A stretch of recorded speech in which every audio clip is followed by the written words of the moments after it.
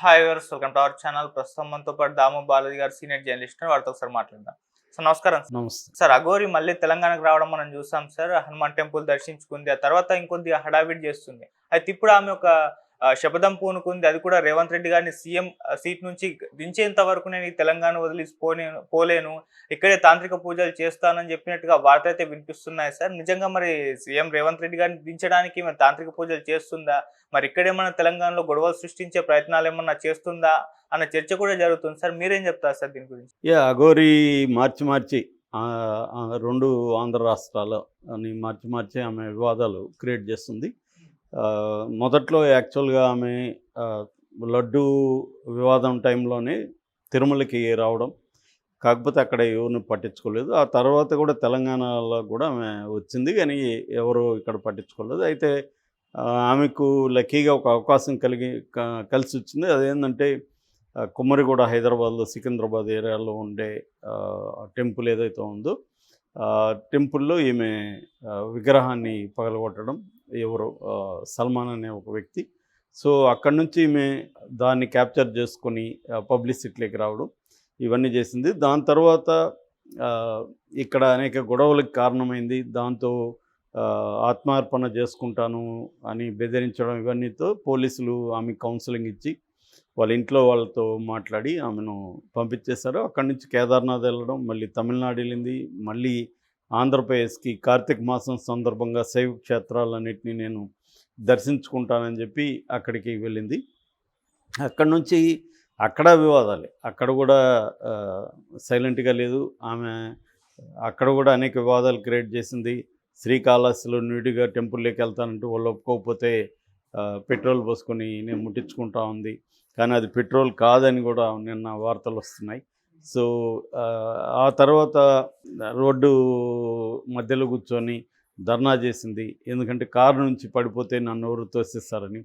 దాని తర్వాత కృష్ణానదిలో దూకి చచ్చిపోతాను కారుతో పాటు వెళ్ళడానికి ట్రై చేసింది.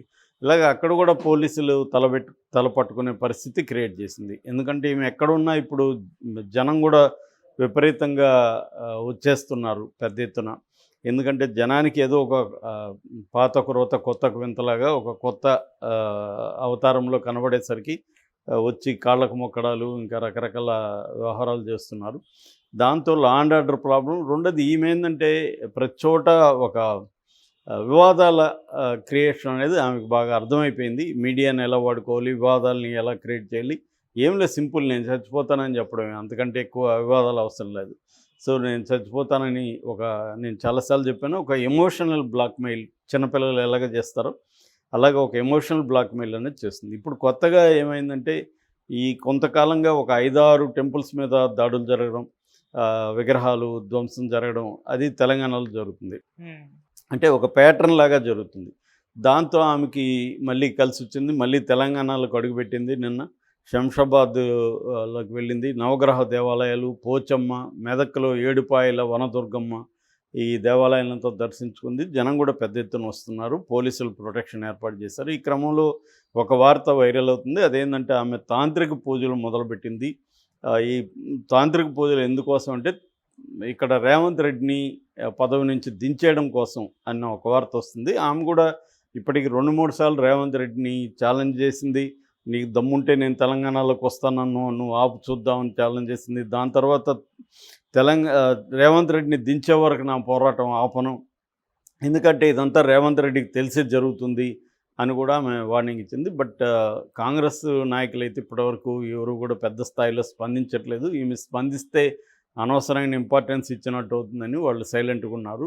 సో పోలీసుల స్థాయిలోనే ఈమెను డీల్ చేస్తున్నట్టుగా మనకు కనబడుతుంది. సో ఇప్పుడు పోలీసులు ఈమెను ఒక 6 నెలల పాటు బహిష్కరించాలి అన్న ఆలోచనలో ఉన్నట్టుగా తెలుస్తుంది. ఎందుకంటే గతంలో కూడా కత్తమహేష్ను, ఇంకొక స్వామిని అలాగే బహిష్కరించారు. అలాగా ఇప్పుడు కూడా ఎందుకంటే ఇది న్యూసెన్స్ లాగా తయారైంది, రోజుకొక గొడవ క్రియేట్ చేస్తుంది.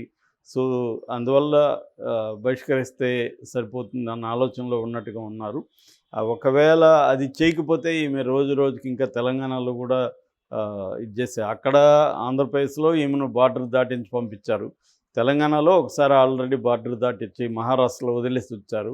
అయినా మళ్ళీ ఆమె వచ్చిందంటే ఆమెకి వివాదాల నుంచి బయటకు పోవడం ఇష్టం లేనట్టుగా కనబడుతుంది. నిజానికి టెంపుల్స్ దాడులు అనేవి బీజేపీ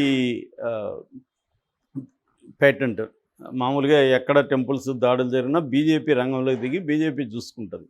కానీ ఇప్పుడు ఆ పేటెంట్ ఏమి తీసుకున్నది. అట్లాగే సనాతనం అనేది ఈ మధ్యకాలంలో పవన్ కళ్యాణ్ పేటెంట్. దాన్ని కూడా ఏమి తీసుకుంది. ఇప్పుడు ఆమె 2 డిమాండ్లు ప్రధానంగా చేస్తుంది. ఒకటేమో సనాతన ధర్మం కోసం నేను పోరాడతానని ఒకటి చెప్తుంది. రెండోదేమో మహిళల భద్రత. ఈ 2 చెప్తుంది. ఇందులో మహిళల భద్రత అంటే అందరికీ అర్థమవుతుంది. ఆమె మహిళల భద్రత కోసం ఏం చేయాలో చెప్పట్లేదు. మహిళల భద్రత కోసం నేను పోరాడతాను అంటుంది.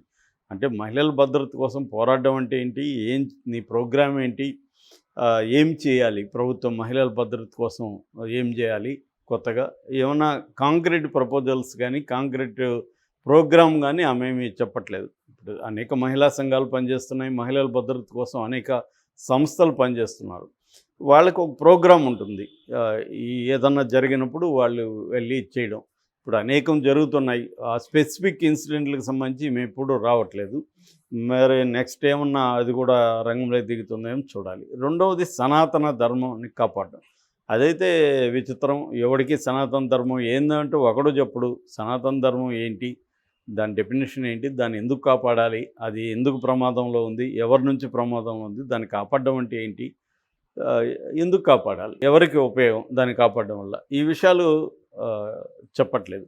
ఎప్పుడైనా మనం ఒక డిజైర్ కానీ, ఒక లక్ష్యం కానీ ప్రకటించినప్పుడు దాన్ని డిఫైన్ చేయాలి. అసలు ఏంటి అని డిఫైన్ చేసినాక దానికి కాంక్రీట్ ప్రోగ్రామ్ ఏంటి, ప్లాన్ ఏంటి, ఇవన్నీ ఉండాలి. అవేవి లేకుండా వీళ్ళు పవన్ కళ్యాణ్ కానీ, ఈమె కానీ ఇలా చాలామంది సనాతన ధర్మాన్ని ఊగిపోతా మాట్లాడడం. అంటే ఎప్పుడు విషయం లేనప్పుడు ఊగిపోతుంటారు. లాజిక్ లేనప్పుడు ఎమోషన్ డామినేట్ చేస్తుంది అన్నట్టుగా వీళ్ళ దగ్గర లాజిక్ లేదు, విషయం లేదు. కాబట్టి ఊగిపోతూ ఎమోషనలైజ్ చేస్తూ చేయడం అనేది మనకు కనపడుతుంది. యాక్చువల్గా నేను చాలాసార్లు చెప్పాను, అఘోరీలు హిమాలయాల్లో కానీ, లేకపోతే కొన్ని కాశీ ఇటువంటి ఏరియాల్లో వాళ్ళు దూరంగా ఉంటారు సమాజానికి. ఎక్కువగా వాళ్ళు ఐసోలేటెడ్గా ఉంటారు. శ్మశానాల్లో తిరగడం, శవసాధన చేయడం, శవాల మీద కూర్చొని ధ్యానం చేయడం, శవాల కాలిన బూడిదను ఒడ్డుకి పూసుకోవడం, ఆ కపాలంతో ఒక భిక్షపాత్ర మార్చుకొని దాంట్లోనే భోంచేయడం, అవసరమైతే అప్పుడప్పుడు ఆ శవాల్లో కొద్దిగా మాంసాన్ని తినడం, ఇలాంటి ఒక ఎక్స్ట్రీమ్ వాళ్ళు. ఎందుకంటే శైవ సెక్ట్ అది. ఇది 17th సెంచరీలో కోడిఫై అయింది. యాక్చువల్గా 7th 8th సెంచరీ నుంచి ఈ కాపాలికలు, కాలాముకాస్ అనే పేరుతో వీళ్ళు ఉన్నట్టుగా మనకు హుయాన్సాంగ్ కూడా రాశాడు. దాని తర్వాత 17th సెంచరీలో బాబా కేనారాం దీన్ని ఆర్గనైజ్ చేశాడు. సో ఆ కాంటెక్స్ట్లో అక్కడి నుంచి ఇదొక సెక్ట్ లాగా, అఘోరీ సెక్ట్ లాగా ఏర్పడి వాళ్ళకి కొన్ని రూల్స్ అవన్నీ ఫామ్ అయినాయి. సో అట్ల నుంచి గురు పరంపర కూడా వస్తుంది. ఇప్పుడు సిద్ధార్థ అనే ఒక గురువు ఉన్నారు. సో ఇక్కడ నుంచి ఏంటంటే అఘోరీలు ఒక ఎక్స్ట్రీమ్ లైఫ్ని ఫాలో అవుతుంటారు. వీళ్ళు మెయిన్ స్ట్రీమ్ హిందూయిజంలోకి కూడా రారు. వాళ్ళ గుళ్ళు దర్శించడం కానీ, మనం ఎప్పుడు తిరుమలకి అఘోరీలు వచ్చి తిరుమలను దర్శించుకొని పోయారు ఇట్లాంటివి వినము. ఎందుకంటే మెయిన్ స్ట్రీమ్ దీనికి రారు. వాళ్ళు ప్రధానంగా శైవ సెక్ట్కి సంబంధించిన వాళ్ళు.